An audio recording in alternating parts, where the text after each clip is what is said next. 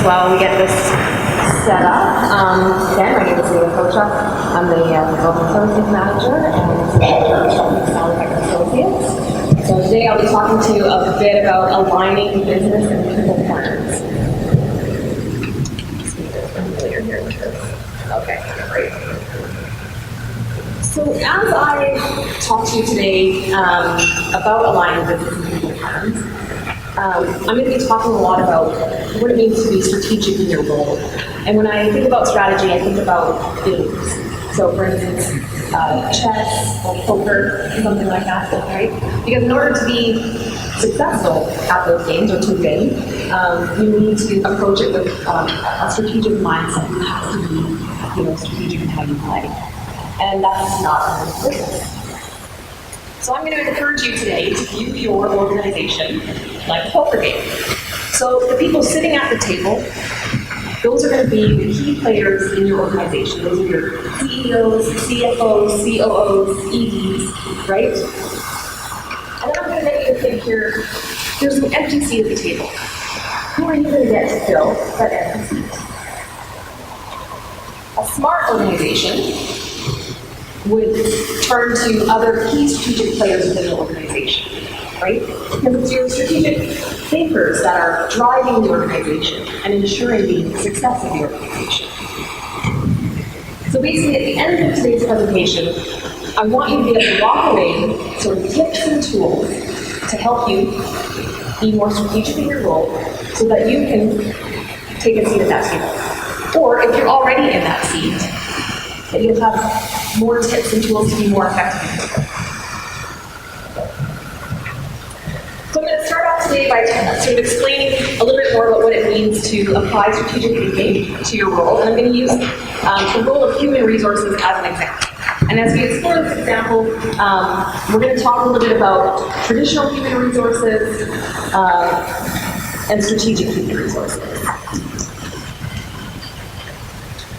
And then we're going to explore programs and processes that strategic employees can bring to the table to help add value to the organization.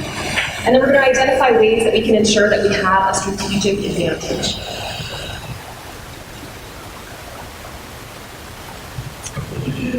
So it's important to start off by discussing how traditional roles have evolved to be more strategic. So demonstrating this through the example of human resources. So whether or not you have HR in your organization right now, we're all pretty familiar with what the role of HR is and what that function looks like. So there's the management and the administration of organizations, people programs. They're in charge of recruitment, compensation, benefits, employee relations, policies and procedures, legislation. They should be the experts on talent management, so making sure we have the right people with the right job. And change management. They should be the experts on organizational effectiveness and organizational development. Overall, they should be the people expert in your organization. So how is this different from strategic human resources? So these people have a deeper understanding of the business plan, the strategic plan, right? They get it. They're looking at the business from all different angles, right? Not just a singular HR focus. They're focused on relevant business challenges, and more importantly, opportunities, ways that they can develop the organization and add more value. They're measurement and results focused. They like to know what's going on, they like to measure it, track that progress. When they request approval for a new program, they understand how that program supports the organization's business plan. They have a calculated return on investment. So an example of that might be, say you come to me as your HR professional and say, I want to put together a social media and communication team. So traditional HR person would say, yes, absolutely, I can help you with that. Tell me what your budget is. I'll put together job postings. I'll take this team and you no problem. Strategic HR would take it to the next level. So they're going to come back to the table and they're going to say, okay, let's look at the return on investment. So based on some very specific indicators, we've calculated that your investment is X. So that means, say, $150,000. Your $150,000 investment into this team has brought this much value to the organization. right? So they're, again, taking it to the next level. They're using that information to analyze and evaluate business decisions. So I often say that I don't do fast food human resources. Has anyone ever heard of that term, fast food HR? No.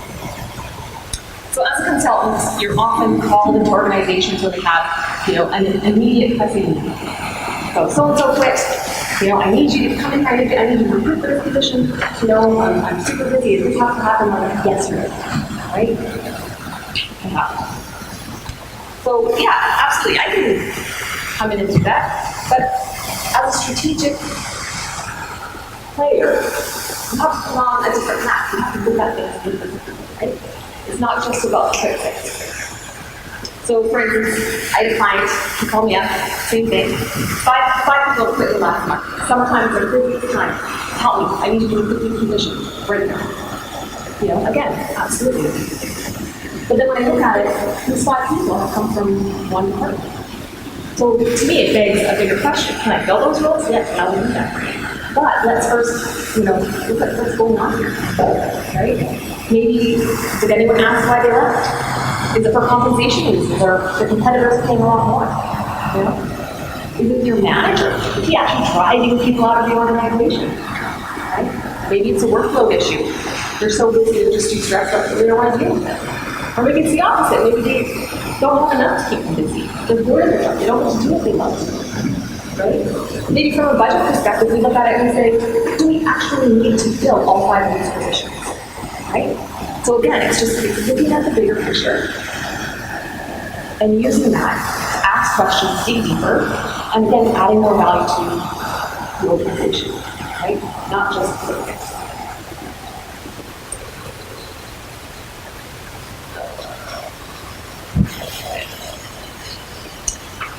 So we're going to look at some of the strategic HR competencies. So we're going to look at things that are important for that role would be leadership, business acumen, accounting and finance, risk management, and talent development. So when we look at leadership, so the definition being the activity of leading a group of people or an organization, or the ability to do this. So before I go into sort of the list of competencies, I want, first of all, everyone to just visualize in your mind, someone that you think is a good leader. So whether it's someone famous like Steve Jobs or Obama, or someone within your own life, a mentor, someone that you view as a good leader. I would just find when you talk about leadership qualities and what those competencies look like, if you have somebody as a frame of reference, so it's just helps to make those examples clear. So good leadership involves establishing a clear vision and communicating that vision, sharing that vision with others so that they'll follow willingly, providing the information, knowledge, and methods to realize that vision, coordinating and balancing the conflicting interests of all members and stakeholders. And a leader steps up in time of crisis and is able to think and act creatively in difficult situations, thinking outside the box. So when we look at business acumen, it's having an understanding of the business. A strategic HR person, if you're going to help make decisions about the business, you need to first actually understand the business, right? Understanding the profit and loss statements, knowing what drives revenue within your organization, knowing what aspects of finance employees can control, and have an understanding of that return on investment. Risk management is about identifying, assessing, and prioritizing risks, and then implementing procedures to help them mitigate, monitor, or minimize their impact. So as HR professionals, you need to have an understanding of all business risks, and then the risks directly associated with the people side of the business. In HR, obviously a lot of the policies and procedures that we implement, we're very influenced by legislation, employment legislation, human rights, right? It is a part of our job on an everyday basis to mitigate risk. It's a big part of it. So we really need to know that and understand that. And then strategic HR is about bringing on talent that's in alignment with organizational objectives, enhancing productivity, increasing workforce agility, identifying and developing high potential individuals, and retaining top talent. When someone quits and you have to replace that position, there's a cost to that, right? So our job is to ensure that we've got the good people, good positions, and that we're there to support the organization's work. Okay, we're going to consider a scenario here. So the CEO announced to the senior leadership team that costs have to be cut by 10% within the next month. A plan needs to be developed within the next week, and cuts need to be made by the end of the month. So what is HR's role in this situation, and how do we add value? So before we get into that, we're just going to take a look at it from different perspectives. Right? So in the traditional HR role, you know, it's a lot more administrative. You're collecting metrics and measurements. You're working to achieve goals and objectives. You're following the policies and procedures. You're very employee-focused. You're recruiting and selecting, and you're working within the organization culture. But in a strategic HR role, you're the one doing the planning. You're in the meetings. You're not just collecting and analyzing, or you're not just collecting, but you're analyzing metrics and measurements. You're setting the goals and objectives. You're interpreting, establishing, and revising policies and procedures. Your focus is the organization, not just employees. Right? You're doing the workforce planning, and your goal is to improve the culture, not just working people.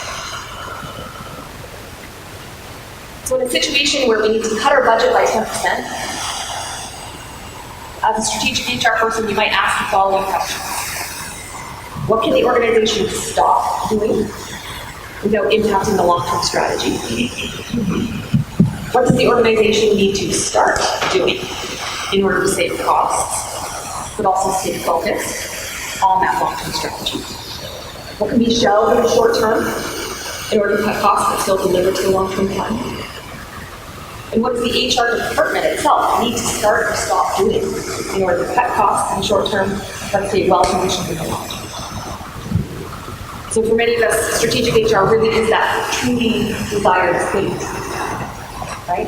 But it's harder to get to because sometimes we're so bogged down with the quick fixes, right? So we have to stay focused on that long-term strategy, the vision, right, of the organization. So the benefits of strategic thinking applies to a number of positions, obviously, not just HR. So I'm just going to dive into a little bit of what it means to be strategic, in your role. So avoid falling into autopilot mode. To be strategic, you have to have an overall big picture, a big business understanding, and make sure that the initiatives are linked to the big picture. So again, what is the organization's vision? Everything you're doing is feeding into that and supporting that, right? To be a strategic thinker, you have to be specific about your initiatives. Ensure that they're grounded in results, in metrics and measurement tools, right? So you can use that information. To not just collect data, but to understand it, to question the results. What is the data telling me, right? Use that information to guide your decisions.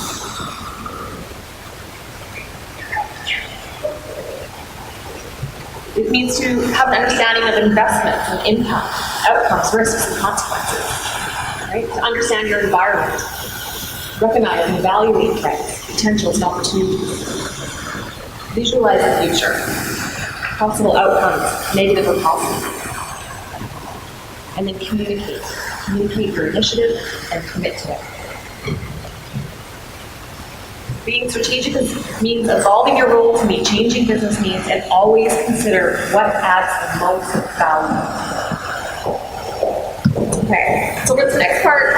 I'm that person who really goes back to everyone, kind of chit-chatting. We've talked a lot about what it means to be, what it means to be strategic. But now I want you to think about yourself and your role in particular.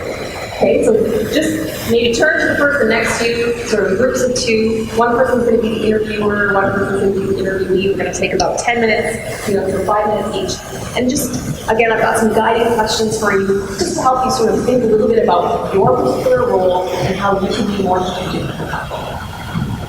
Okay. but 10 minutes.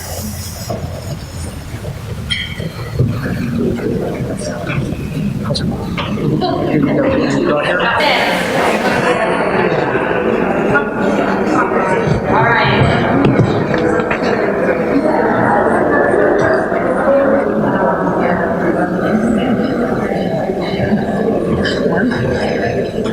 Well, looks like there was some good discussion going on. That's excellent.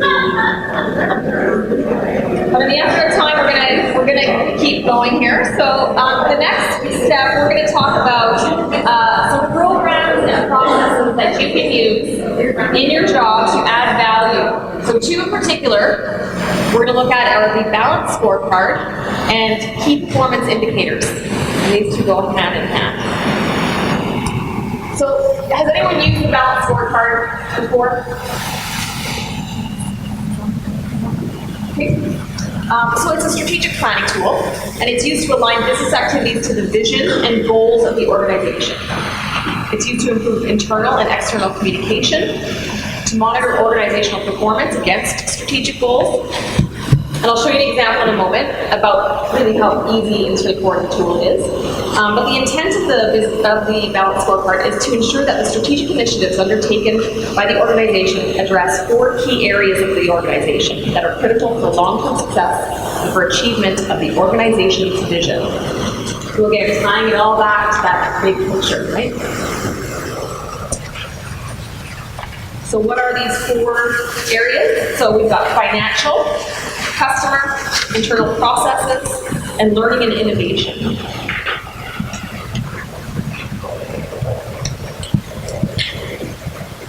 And these 4 areas provide a balanced view of the organization. The balance scorecard focuses leaders and employees to work on these areas that are important to the organization, and with regular reporting of key performance indicators, which I'll talk about in a second. But the organization can quickly use that information to evaluate their progress. And with the balance scorecard, all members of the organization can be more focused on those areas that drive performance and add value. So here's an example of what a balance scorecard looks like. And so in the middle we have the organization's vision, because everything we do strategically should surround and feed into and support the organization's vision. So if you at your organization do not have a vision statement, before you do any strategic planning, step 1, get a vision statement. And if in your role you don't know what the organization's vision is, I encourage you to learn that. Okay? So at the top here we've got financial. Financial performance measures indicate whether the company's strategy, implementation, and execution are contributing to the bottom line. So that's the most important thing, right? The bottom line, we need to stay true. And then we're going to look at customer. Customers' concerns tend to fall into 4 categories. That's time, quality, performance and service, and cost. And then underneath that we've got internal business processes. And this allows us to know how well their business is running, and they're focused on safety and quality. And then learning, growth, and innovation. So a company's ability to innovate, improve, and learn ties directly to the company's value. That is only through keeping up with advancing technologies, creating more value for our patients, clients, customers, right? And improving our operating efficiency.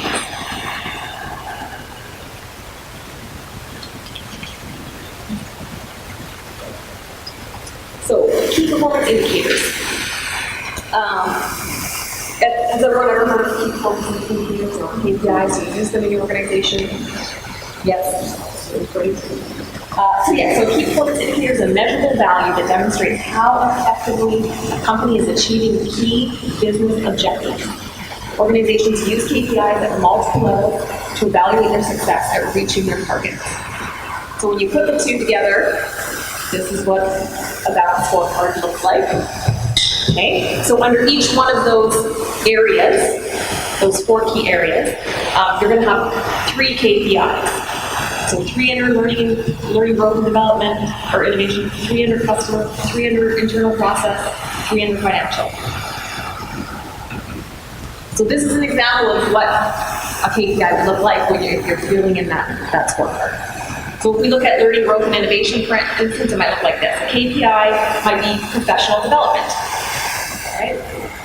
That's our objective in this page. So we want to organize and provide staff ongoing professional development and educational learning opportunities. So what's our measure? How do we measure that? So we're going to measure the number of professional development presentations or workshops that we offer to our staff within a 12-month period. So we put that time frame in there, right, to make it a SMART goal. And then what's our target? Well, perhaps in our strategic planning session, we decided that 10 professional development sessions per year is a good number. So how are we going to measure that or report on that? The office manager will present the number of educational opportunities from June 2015 to July 2016. They present that at the management meeting in July 2016. So again, holding them, you're being held accountable, right? You have to report on this. So I don't know if everyone's ever heard that saying, what gets measured gets done. It's so true. When you're being held accountable and you have to report on people, you're going to make sure your team did that, right? And then there's just the comment section where you can elaborate on that, so strike a balance between technical and leadership and HR-based topics.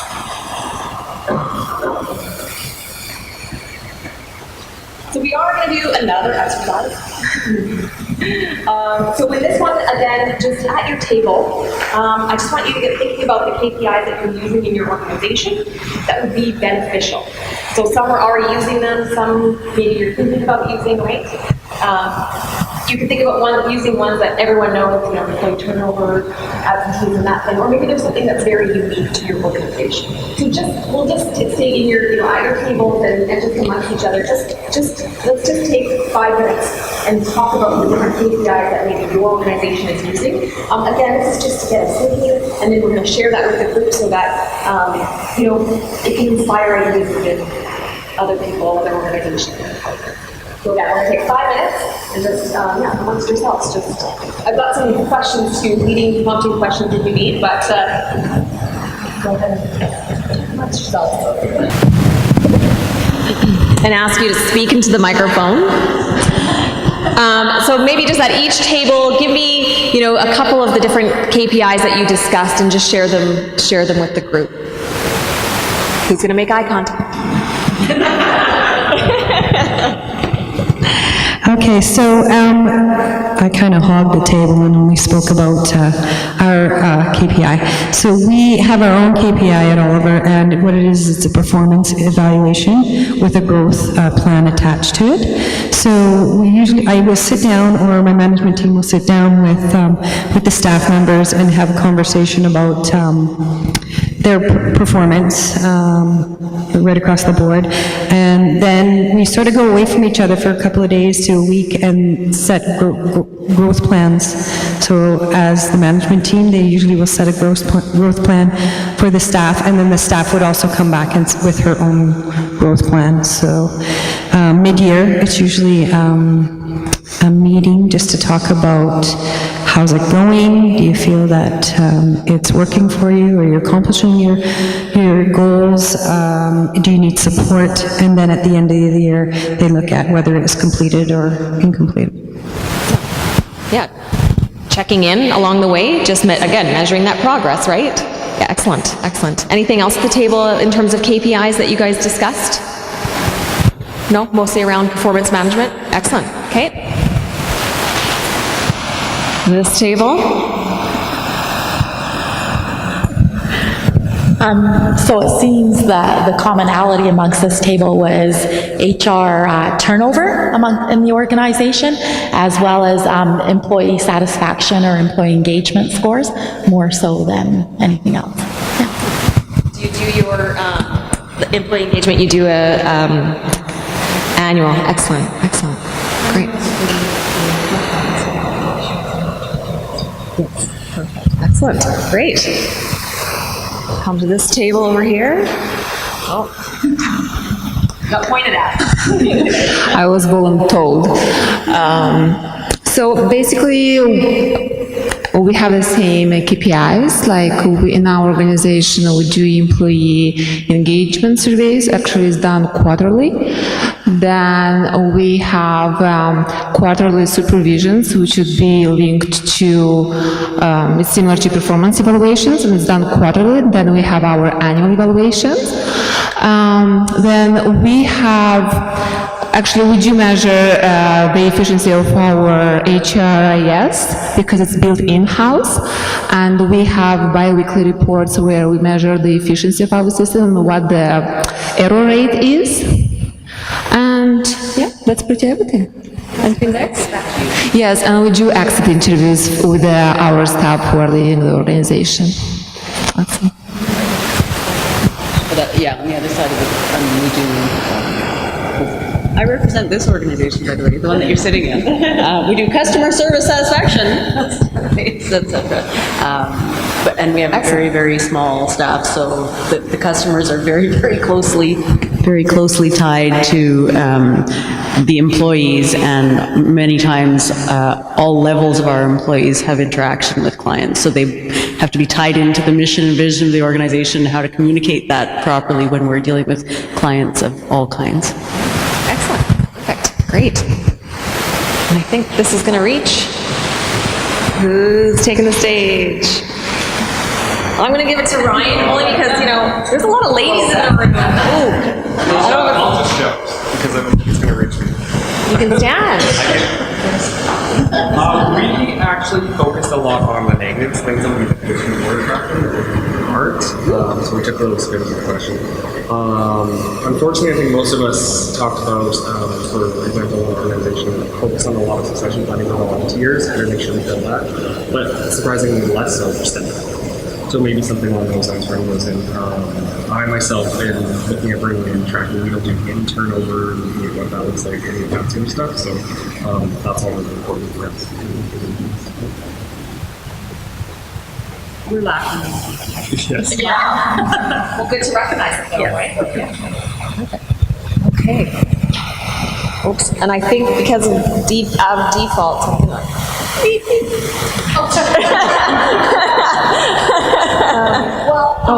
Maybe I'll walk around. So are people in our organizations? But Delma talked about how, because they're a small staff, they look to the strategic plan and they tailor their work to the strategic plan. Is that a fair way to say it? Maybe an example would be that in communications, which is my area, I could do maybe 50 things that are great and would have good results, but if they don't link to the strategic plan, then my work really hasn't advanced the cause of the organization. So while we don't have an HR department or an individual charged with that responsibility, we do structure our work with accountabilities that link to our vision and mission and strategic priorities. Perfect. Thank you all for sharing. I appreciate that.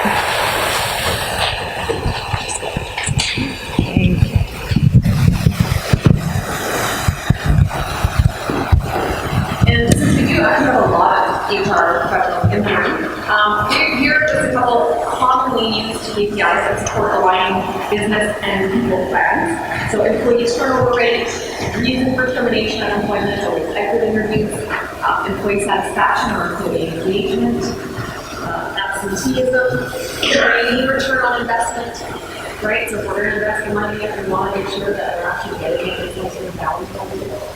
And then cycle time and request delivery. So in addition to these, we provided you also the handout in your booklet. It's called HR metrics, what to measure. So this just provides a little bit of guidance on how to choose what indicators you should be measuring in your organization.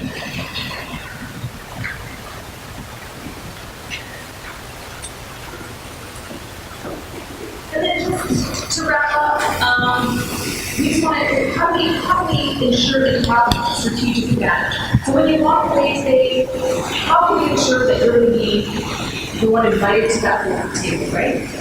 Or that you're going to be more effective in your role in the So you need to understand the business and the strategy, know how you can impact the strategy, bringing those measures and quantifying the effect on the bottom line. Know what keeps the CEO, the VPs, and the managers and make it happen. Speak to risk management and look for opportunities and ways to impact that. And with that brings the talk to a close. So thank you very much. I hope you don't have any questions.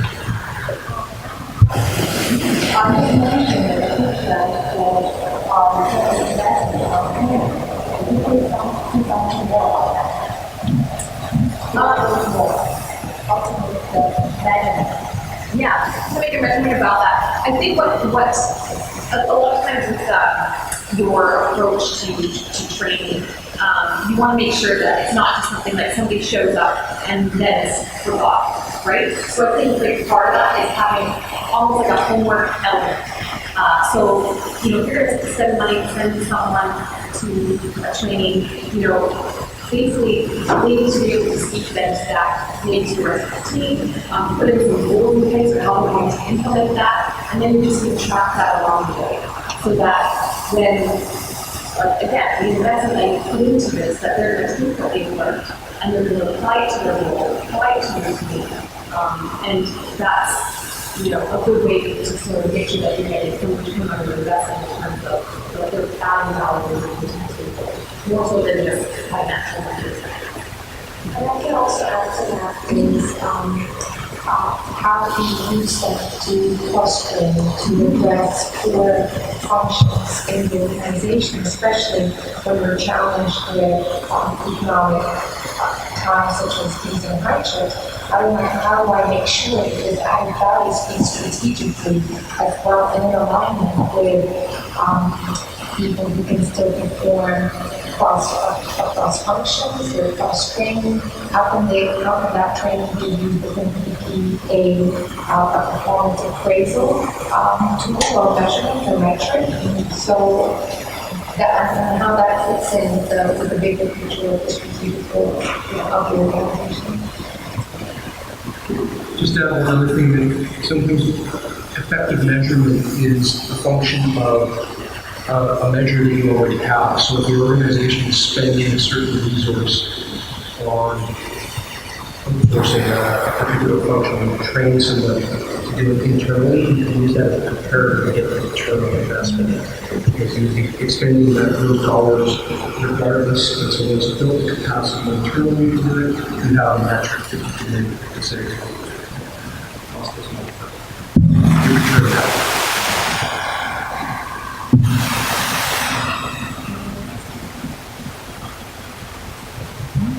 I just also wanted to point out, for your name, but just in your handouts, we also have two other handouts. One is sort of aligning some of the goals, aligning with the people plan, and then we just have some information on our non-profit HR program. Thank you very much.